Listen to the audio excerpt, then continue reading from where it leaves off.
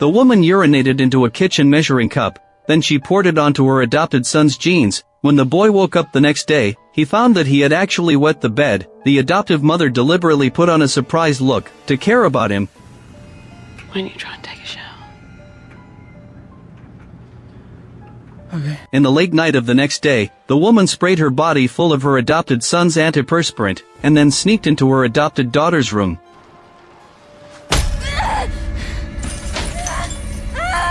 The blind girl didn't see who hit her. Who did this? I don't know. But I smelled you. Why does this adoptive mother want to alienate the brother and sister? What secret is she hiding? The leading actress of The Shape of Water will bring you the most creepy horror story of this summer. Andy and Piper were a pair of close step-siblings. On this day, they came home from school. Elder brother Andy found their father's body in the bathroom. The two children had to follow the arrangements of the welfare agency. Piper had partial visual impairment. She could only see some outlines and light. She needed careful supervision from adults. Laura, a child psychologist, was very interested in adopting Piper. Andy would be sent to a supervised institution. If he didn't want to be separated from his sister, he could apply for custody when he turned 18, but neither Andy nor Piper wanted to be separated now. The social worker hinted that Andy had a criminal record. I got into trouble when I was younger, but it was ages ago. I was like 8. Andy would turn 18 in 3 months. He promised that he would be good. The social worker, seeing the children's pity, agreed to their request. The next day, the siblings came to their adoptive mother Laura's house with their luggage. She lived in a very remote house. There was deafening music playing in the house. Laura showed great enthusiasm, but her personality was a bit strange. She actually made a specimen of her deceased pet dog and placed it in the house. Andy noticed that the carpet in the house had been specially treated. He asked Laura if this was prepared for Piper. Laura explained that she had a blind daughter who died from drowning. Just then, social worker Wendy called to explain some procedural issues. Piper wanted to go to the backyard to have a look. She asked her brother to lead her there. She opened the door and the pet cat slipped out quickly. Andy quickly whistled to catch the cat. There were bursts of cat meows coming from the dry swimming pool. He found a bald boy standing in the pool holding the cat. The scene looked very weird. Andy also noticed that the boy's name Oliver was written on one side of the pool. Laura explained that Oliver was her son because he lost his elder sister Casey. His personality became very withdrawn, and he also suffered from selective mutism and refused to speak, needing special care. The adoptive mother took Piper to Casey's former room, while Andy was arranged to be next door. When he went back to the car to get his luggage, he saw a circle drawn on the ground with white paint, but he didn't pay much attention to it. Andy took out his mobile phone to chat with friends, and as soon as Laura came in, he immediately put away his mobile phone and crossed his arms. As a child psychologist, Laura was an expert in emotional manipulation and psychological observation. She could tell that Andy was very defensive towards her, and she also knew that the boy planned to apply for custody of Piper as soon as he became an adult. Andy was dissatisfied that his adoptive mother kept prying into his privacy and touching his mobile phone without permission. In short, their first meeting wasn't pleasant. The woman Laura was weird in every way. Late at night, she hid in her room watching a videotape. In the picture, a naked man with a big belly was drawing a white circle on the ground, as if performing some strange ritual. While Andy lay on a mattress that was half short and couldn't fall asleep, he noticed light coming from outside. He looked through the window and saw Laura leading Oliver to the small wooden house on one side of the yard. Early the next morning, Andy was woken up by the noise outside. He felt something wrong with his lower body. When he lifted the quilt, he actually saw traces of wetness from urination. A young man of such an age still wetting the bed made Andy feel very stressed and humiliated. Today was the death anniversary of the siblings' father. They changed their clothes to attend the funeral. The two stood in front of the coffin. Piper kept asking how Dad looked. Andy said it was good, but didn't dare to look down at his father. The two had completely different attitudes towards their father. For example, after Piper found the body, she kept giving artificial respiration to her father. She showed great pain, while Andy was calm and distant. The perceptive Laura quickly noticed this. The funeral soon ended and the guests gradually left. She quickly cut off a lock of the deceased's hair when no one was looking. Then Laura deliberately asked Andy in front of Piper why he refused to look at his father. It said that the soul remains in the body for months after death. So Laura thought Andy should say a proper goodbye to his father. She took the boy back to the coffin and forced Andy to kiss his father. The latter was so nervous that he trembled all over and breathed rapidly. Laura kept urging him even though she knew this. Andy had to bend down and kiss his father's forehead. At the same time, Oliver, who was locked at home alone, was hitting the window hard. He broke the glass and walked into the yard, paying no attention to his right hand, being cut and bleeding profusely. Oliver tried to break open the door of the small house, but failed. Then he ran to lie beside the chicken coop to observe. In the afternoon, Laura drove the siblings home. She thought a funeral shouldn't be just sad, so she asked them what they usually did for fun. Andy then replied that drinking was the most enjoyable. Unexpectedly, Laura really agreed to let the two minors drink. In the evening, they drank and played a game called Chance. Player 1 picks a number between 1 and 10. When counting to 3, say the number at the same time as player 2. If player 2 guesses correctly, player 1 has to drink. After several rounds, all three got drunk. They danced to the music. No one saw Oliver standing outside the window, staring at the scene inside the house. Piper was the first to give in and fall asleep, and regardless of any dissatisfaction Andy had with Laura before, he sincerely thanked her for her company today, for not letting Piper be too sad because of the funeral. Now there were only the two of them left. Laura planned to talk about Andy's relationship with his father. She had long seen that the boy had suffered domestic violence from his father, and to avoid putting too much psychological pressure on Andy, Laura suggested that they could sit back to back, talking without looking into each other's eyes. In exchange, she would also answer all of Andy's questions. From their conversation, it could be known that the criminal record Andy left when he was 8 years old was that he hit his young sister, because since his father married Piper's mother, he had focused all his attention on the new family. In order to regain his father's attention, Andy deliberately caused trouble at school, which made his father dislike him even more, and he often dragged Andy into the bathroom to abuse and beat him. His father would turn on the shower, using the sound of water to muffle Andy's screams, so that the young Piper wouldn't hear. He would never lay a finger on his stepdaughter, and only vented all his anger on his son. This made Andy, when he was a child, particularly jealous and resentful of his sister. Laura, on the other hand, talked about the feeling of losing her daughter. She had never gotten over the shadow, and had even stayed by the cemetery all night before. As long as Casey could be brought back to life, Laura was willing to pay any price. After they finished talking, Andy fell into a deep sleep. Laura confirmed this. Then she took a measuring cup and walked into the bathroom. She filled it with her own urine, and then poured it all over Andy's pants. Then she unlocked his phone, and looked through Andy's photo album. Suddenly, a cat meowed outside the window. Laura leaned against the back window, and saw Oliver standing in the yard holding the cat. I know you're hungry. Just have to wait a bit longer, okay?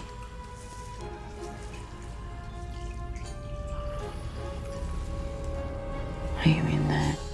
Laura seemed to want to see someone else through Oliver. Just then, the faucet behind suddenly turned on. Oliver let out a strange whimper in his throat, and his reflection in the mirror gradually turned into a monster. The next day, Andy woke up again with the feeling of having wet the bed. He wrapped his pants in a sheet and walked to the laundry room. Laura and Piper were doing laundry there. Andy wanted to leave with the sheet, but Laura snatched it away. She let out an exclamation as if surprised. A feeling of nausea and humiliation hit Andy instantly. Andy, seriously? Why don't you try and take a shower? Andy pushed open the bathroom door. He seemed to see his father's naked corpse. Such a narrow and damp space had become a lingering shadow for him. So Andy held his clothes and washed up in front of the water pipe in the yard. At this time, Oliver was standing on the second floor looking out the window. He reached out to swat a flying fly, making Andy think that this little brother was greeting him. Oliver picked up the fly and stuffed it into his mouth to eat. After taking a shower, Andy went upstairs to look for this new younger brother. He found Oliver locked in the bedroom. He pulled out a fruit knife and pried the door open. He took Oliver to the kitchen to eat. He watched the boy keep drawing circles on the counter. Andy took some paper and a pen and stuffed them to Oliver, told him to write down what he wanted to say. Andy cut a piece of cantaloupe and handed it to his younger brother. In the time it took to turn around to find a plate, Oliver stuffed the fruit knife into his mouth. He stepped forward and snatched the knife away. Panicked, Andy wanted to take Oliver to the hospital, but the boy refused to step out of that circle. Andy didn't have time to think more, and dragged him out forcefully. Oliver fell to the ground and screamed wildly. It was as if he was possessed by a demon. Andy lifted his clothes. He found something trembling under Oliver's belly. Help!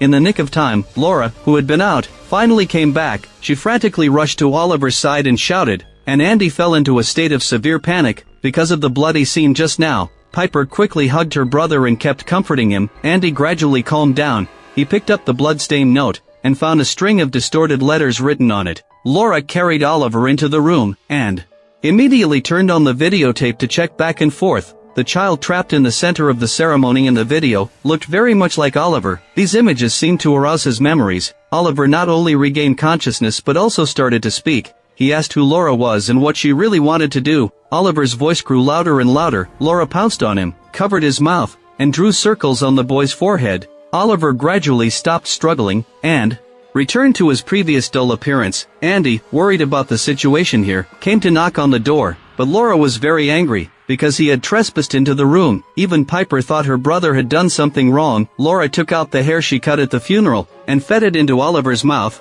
Piper couldn't see her movements clearly. Piper only asked how Oliver was doing. Laura explained that he was fine. But I need to go look for that pet cat. We can see that. Laura's whole house, along with a small patch of surrounding woods, is enclosed in a white circle. At the same time, Andy mustered up the courage to go into the bathroom, to wash off the blood on his body. Someone twisted the doorknob. He saw his father's figure through the frosted glass. She'll die in the rain. Andy couldn't help but lean out to observe. His father slowly turned around. He was startled and accidentally slipped. The back of his head hit the ground. He could only watch as that ghostly face drew closer and closer. When Andy regained consciousness, he found himself lying in a hospital. The sound of rain outside reminded him of his father's prophecy. I need to go home. I need to go home. Hey, nurse. She's gonna die. She's gonna die. Piper was very anxious because her brother wasn't around. Piper really wanted to visit Andy in the hospital, but Laura said that her brother didn't want to see anyone. The heavy rain kept falling endlessly. Piper snuggled up to Laura and heard a girl's laughter coming from the TV. Laura explained that it was a video of Casey before she died. At that time, her daughter was already 12 years old. She was playing with her friends by the pool. Ollie! Yeah. Okay, Auntie Laura. The neighbor boy was also named Oliver. Is this really just a simple coincidence? The next day, the heavy rain still didn't stop. Laura went to the hospital to visit Andy alone. She explained that Andy had symptoms of a concussion. He needed to stay in the hospital to observe if there was any cerebrospinal fluid leakage. Andy nervously told Laura, "You can't let Piper go out on a rainy day. I saw Dad when I was taking a shower. He said Piper would die on a rainy day." Laura comforted Andy, telling him not to overthink. "Your dad died while taking a shower. That's why you associate rain with death. But don't worry, I'll make sure Piper stays inside until the rain stops." Laura talked the talk. She went home and pulled Piper into the yard. Both of them were exposed to the rain. It reminded Laura of the day Casey drowned. In a trance, she even mistook Piper for her daughter. She took out Casey's clothes and helped the soaking wet Piper put them on. Thanks, Laura. Hey, you can call me Mum if you like. Maybe. Laura couldn't help but ask Piper, "Would you be willing to stay in this house?" After Andy turns 18, Piper said she really liked this new home, but she and her brother had always hoped to have a place of their own, but they could come to visit Laura on weekends. Piper didn't think there was anything wrong with her words. She never planned to stay here long. Her words had already angered Laura. She held Piper's hand and stretched it towards the freezer. Even though the girl couldn't see, she was still frightened by the touch under her hand. Oh my god, what is it? Just meat. Casey's body lay dormant in the freezer. Andy insisted on being discharged from the hospital. Despite the doctor's dissuasion, he finally felt relieved after seeing his sister, but a faint sense of unease emerged. Piper could always easily win everyone's affection. What if she had fallen in love with her current life and didn't want to leave with him? At the same time, Laura hid in her room and continued watching the videotape. The man on it brought back his deceased wife. Through rituals and sacrifices, combined with Oliver's various behaviors, it's not hard to guess that Laura is using his body to resurrect Casey. Late at night, Laura took advantage of everyone being fast asleep, sprayed Andy's antiperspirant all over herself, then walked into Piper's room.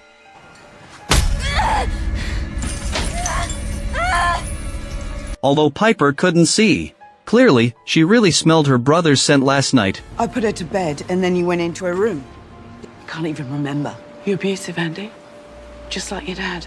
Piper finally realized that her brother had suffered domestic violence from their father. Laura deliberately led Piper to believe that Andy was a violent maniac who couldn't control himself due to abuse and psychological distortion. Andy struggled to hold back his anger, not wanting to lose his temper in front of his sister. He noticed Oliver standing in the heavy rain, so he took out his phone to take pictures as evidence, wanting to tell the social worker that Laura was abusing the child. Laura suddenly pounced to grab the phone. Andy forcefully pushed her away. Laura dramatically fell to the ground, crying out in pain, and shouted to Piper, "He attacked me." The two tussled, and the conflict gradually escalated into physical violence. Because Piper couldn't see clearly, she instinctively thought her brother was bullying their adoptive mother, so she loudly stopped Andy.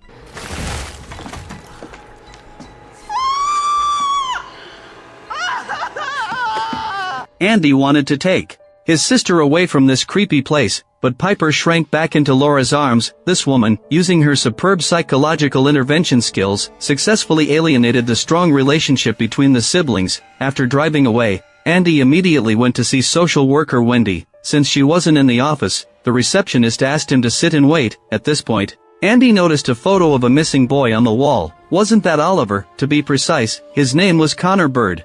And he wasn't Laura's son at all. Andy immediately realized his sister was in danger. As soon as Wendy came back, he hurriedly told her the truth. Laura said she had already told Wendy about Andy abusing his sister. On one side was a counselor, who had worked in the welfare system for 20 years. On the other was Andy, who couldn't control his emotions and had a history of violence.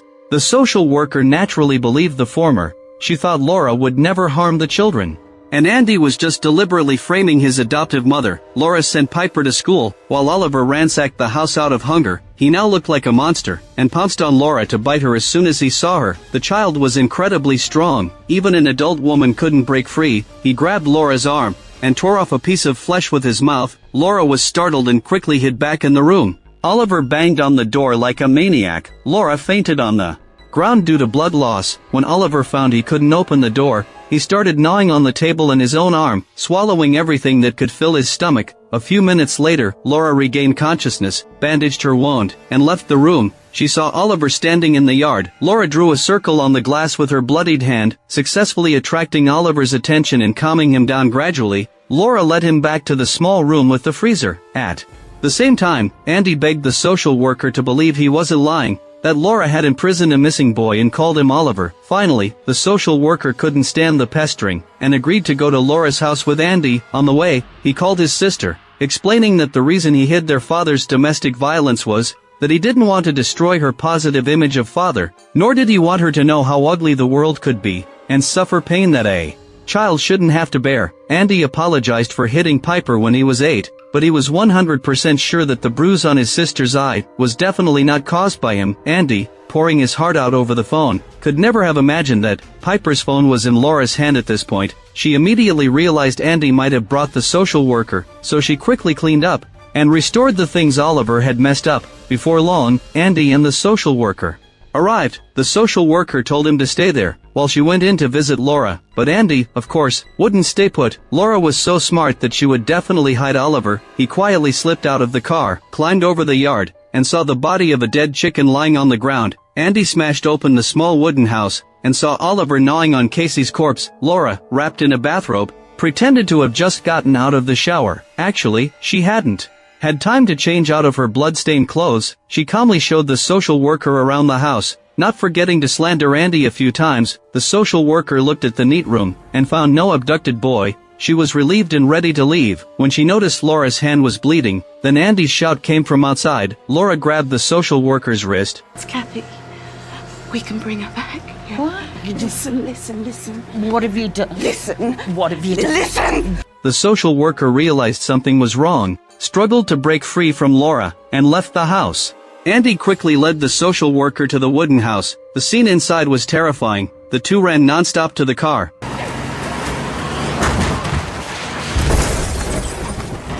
Although Andy dodged in time, he was still grazed by the car. Laura got out of the car, pressed him into a puddle, and held him there until Andy stopped struggling. She went to the school to pick up Piper right away. As soon as they went into the house, they heard the social worker's phone ringing. Laura explained that she had changed her ringtone, then hurried to the second floor, took the phone out of the social worker's clothes, and hung up.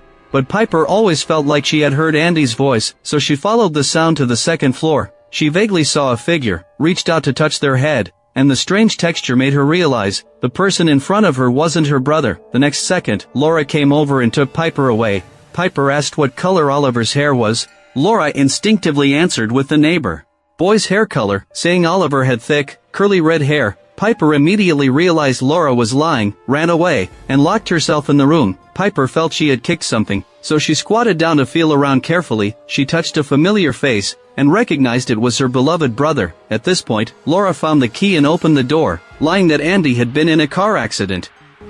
I've spoken with an angel. I've put him inside Ollie.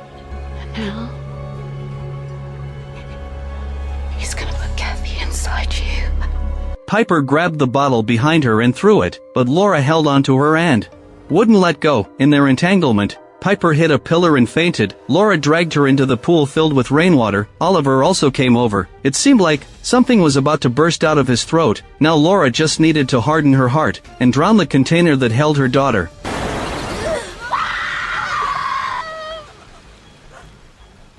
This heart-wrenching cry finally awakened Laura's conscience. Piper took the opportunity to push her away and crawl toward the shore. But Oliver, driven by hunger, quickly chased after her. Piper kicked him hard in the stomach and turned to run, but because she couldn't see clearly, she missed her step and fell to the ground. Piper struggled to get up and ran wildly toward the nearby road. A passing car saw the girl covered in injuries and quickly stopped to help. As for Oliver, because his stomach was hit hard, he vomited up what he had eaten before. He looked at the missing person notice on the ground and temporarily regained consciousness.